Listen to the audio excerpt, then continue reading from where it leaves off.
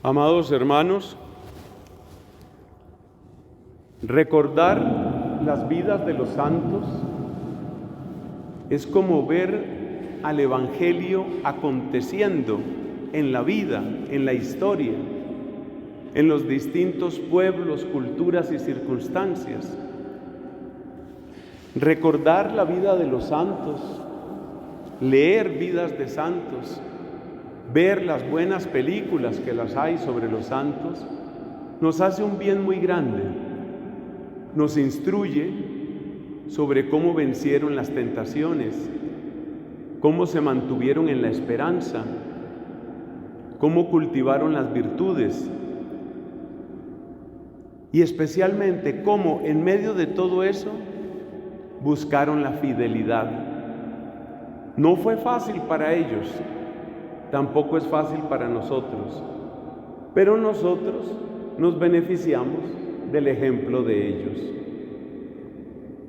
Hoy, por ejemplo, tenemos a este gran santo Gregorio. La palabra magno no era parte de su nombre. Magno es, por supuesto, un adjetivo que indica algo muy grande. Hay varios santos que se recuerdan con ese título que en principio se daba a los grandes reyes, a los generales. Por ejemplo, la historia nos cuenta de aquel general macedonio, Alejandro, al que se le llama Alejandro el Grande, Alejandro Magno. Pero hay santos que de un modo especial han sido grandes, cada uno a su manera. Por eso tenemos, por ejemplo, a San León Magno, que también fue papa en el siglo V. Tenemos a un santo de nuestra orden dominicana, San Alberto, que es llamado Alberto el Grande, Alberto Magno. Y hoy tenemos a Gregorio el Grande. Este hombre vivió hace mucho tiempo. Nació en el año 540, mediados pues del siglo VI. Murió en el año 604, apenas empezando el siglo VII.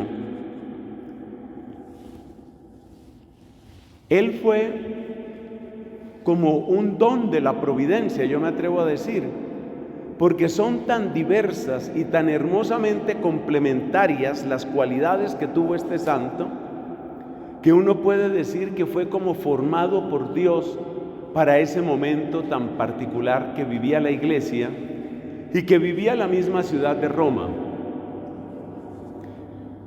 Imagínense que él fue prefecto, algo así como decir alcalde en nuestro tiempo. Él fue prefecto de la ciudad de Roma. Y ello le dio o acrecentó en él un gran talento para lo práctico y lo administrativo. Tenemos a una persona, como se suele decir, con los pies en la tierra. Y la Roma de aquella época no era la Roma gloriosa que tal vez vemos a menudo en las películas.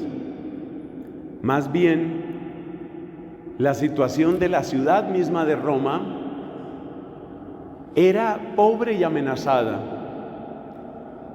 Más de un siglo antes de que naciera Gregorio, ya había habido una invasión de pueblos bárbaros que habían arrasado y quemado a la ciudad llamada Eterna. Luego, en el año 476, tenemos al último de los emperadores de la ciudad de Roma. Pero es que si retrocedemos más, a comienzos del siglo IV, un emperador llamado Constantino había puesto la capital del Imperio Romano en un lugar diferente, donde hoy tenemos la ciudad de Estambul, y que él en ese momento llamó Constantinopla. Eso es Turquía. O sea que el Imperio Romano seguía existiendo, y va a seguir existiendo como unos 900 años más, pero la capital del Imperio Romano ya no era la antigua ciudad de Roma en Italia, sino que era esta otra ciudad estratégicamente situada entre Asia y Europa, la ciudad de Estambul, hoy ciudad de Constantinopla en ese tiempo. O sea que Roma había decaído mucho. No era el corazón palpitante, no era el centro militar, no era el lugar de las grandes deliberaciones. Roma se había venido a menos y estaba bajo permanentes amenazas.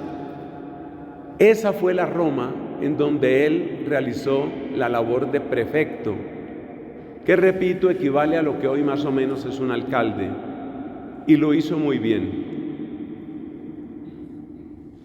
Tuvo una conversión impresionante y quiso dedicarse totalmente a Dios. Y ahí aparece otra dimensión. Este hombre, que sabía de ejércitos y de administración y de economía, se recluye en la soledad, pero también en la paz de un monasterio. Se vuelve monje. Y ahí aparece otra dimensión de Gregorio, que este es Gregorio, el gran amante de la liturgia. ¿Ustedes han oído hablar de cantos gregorianos? ¿Se han oído hablar? Se deben a este Papa, San Gregorio Magno. Son los cantos gregorianos. O sea que él integró en la liturgia un modo muy peculiar de unir la letra y la música, con la facilidad de que el canto gregoriano no requiere instrumentos más allá de la voz humana. Se puede acompañar con el órgano para quienes saben tocarlo bien, pero la verdad es que el canto gregoriano no requiere de otra cosa que las voces humanas. Eso pertenece a la época de su tiempo en el monasterio, su manera de vivir su consagración radical a Dios. Entonces ya tenemos un gran administrador, tenemos un monje, tenemos un experto en liturgia, y ahora viene otra dimensión. Fue llamado a ser obispo, y a ser obispo de Roma, es decir, ser papa. A mí me ha llamado la atención, aunque yo no soy historiador, a mí me ha llamado la atención, y si usted lo piensa también le va a llamar la atención, que cuando el Imperio Romano, por decirlo así, se mudó para una nueva ciudad, la ciudad de Constantinopla, cuando todo el centro de gravedad administrativo, financiero, económico, cuando todo se fue para Constantinopla, los papas siguieron en Roma.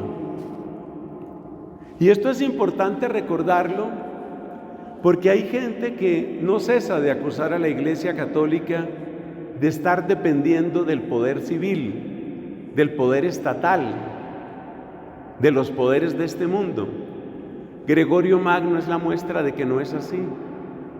Gregorio y otros papas, muchos otros papas, de hecho, desde esa época, vivieron en Roma, sufrieron en Roma, y Roma no era, repito, el corazón palpitante. Roma era una especie de espectro que quedaba de lo que había sido en otras épocas. Y esto es tan cierto que cuando a comienzos del siglo XIV los papas, viéndose amenazados, prefirieron vivir no en Roma, sino en una población de Francia que se llama Aviñón, y estuvieron allá como 70 años, se necesitó el vigor de una gran santa, una santa dominica llamada Catalina de Siena. Y Santa Catalina, pues, básicamente le dijo al Papa: devuélvase a su ciudad, y si tiene que morir, muera allá. Impresionante el valor de Catalina. Pero volvamos a Gregorio para mencionar un par de cosas más. Entonces ahora tenemos a Gregorio con toda su experiencia de administrador, de hombre espiritual, de experto en liturgia, formado en teología, y ahora es el Papa. Y hay tres cosas que hay que recordar aquí. Primero, su interés en que la vida cristiana se hiciera realidad en todos los bautizados. Dicho de una manera más simple, a la gente hay que formarla. Testimonio de cómo predicaba y enseñaba él y cómo formaba a la gente en las virtudes está en una obra suya que se conoce como Las Morales, es decir, los libros que él escribió, sobre todo reflexionando en el libro de Job de la Biblia, enseñándonos a todos cómo ser cristianos. A la gente hay que formarla, no basta con ser bautizados. La vida cristiana no es magia. Uno tiene que entender dónde está lo correcto y tiene que aprender a rechazar lo que es pecado y contrario a Dios. Entonces se dedicó mucho a formar a la gente, además de el carácter formativo que ya tiene la liturgia. Segundo, él dijo, no se puede formar a la gente, no se puede formar eficazmente al rebaño de Cristo si no formamos a los sacerdotes. Y entonces escribió una obra que se conoce como la regla pastoral. Si usted va a internet y usted pone regla pastoral Gregorio Magno, usted puede conseguir el texto en español y en otros idiomas. Es impresionante la manera tan sencilla, tan directa, tan clara como nos habla a nosotros los sacerdotes, para que aprendamos a ser caritativos pero a la vez muy claros, para que aprendamos a comprender a las personas y también a exigir, para que aprendamos a lidiar con todo tipo de situaciones, porque él quería que sus sacerdotes fueran santos. Y el último aspecto que hay que destacar es que en medio de todas las dificultades que tuvo que afrontar este hombre, San Gregorio Magno, llegó una peste terrible a la ciudad de Roma y él puso a rezar todos los monjes y monjas que había por ahí. Y de una manera realmente sorpresiva, después de intensa oración que él realizó y que realizaron muchos, especialmente monjes y monjas, la peste cesó de un modo tan repentino que todos quedaron convencidos hasta el día de hoy que se trató auténticamente de un milagro. Son algunos datos, hermanos, de San Gregorio Magno. Repito, donde empecé, conozcamos nuestros santos, conozcamos nuestros héroes y miremos cómo podemos aprender de ellos para ser también nosotros fieles en nuestra vida cristiana. Amén.